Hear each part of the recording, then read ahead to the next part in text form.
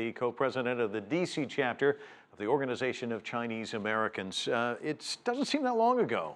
Xi and Ma in Singapore, that historic moment, it seemed like relations going in the right direction. But here we are, the relations just about as chilly as it looks there in Beijing right now. Right. How did we get there? Actually, the meeting in Singapore went very well, and I think everybody seems like a bright future for the relationship between two sides.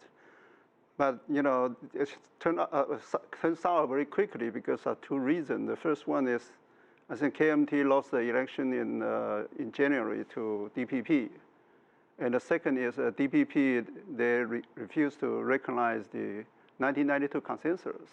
That means that they don't recognize the one China policy. Then it kind of lost a base for two sides to kind of get to the right direction.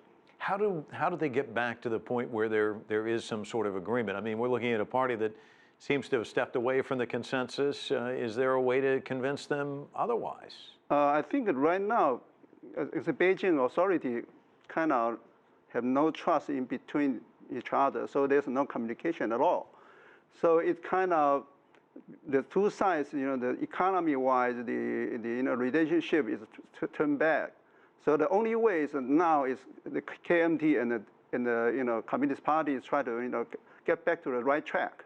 So that means when the time they meet together, the people, the international community will see the possible opportunity for people to see, oh, that's an opportunity, they can get back to the right track. So I think international community, due to the peaceful relationship, is good for everybody.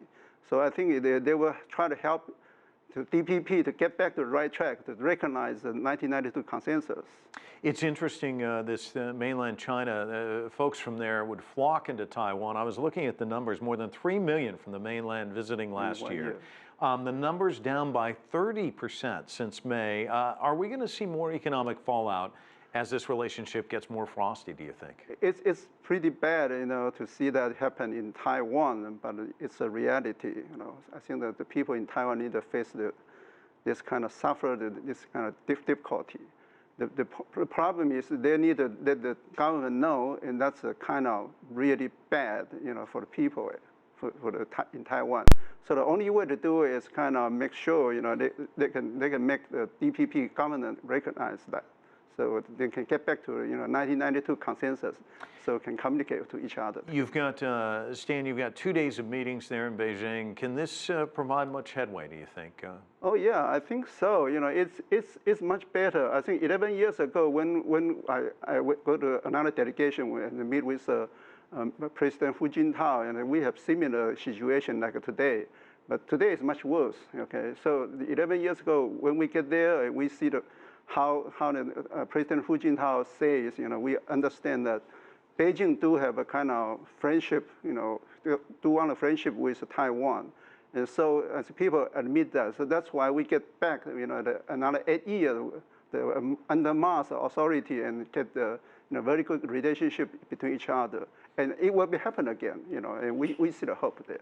And Xi himself saying maintaining peaceful cross-strait relations is the mainstream public opinion among people on both sides of the strait. Certainly. That kind of message, basically handing out an olive branch, can do a lot of good. I think everybody agrees, include the United States, because a dialogue always welcome and it's good, And I think the dialogue means you see the hope, you see the possibility, not like currently the two authorities in Taiwan and Beijing have no communicate at all and no trust each other at all. So I think the communication always good. The dialogue will establish the hope, the possible improvement in the near future. Stan Tsai, thanks so much for coming in. Thank you for having me.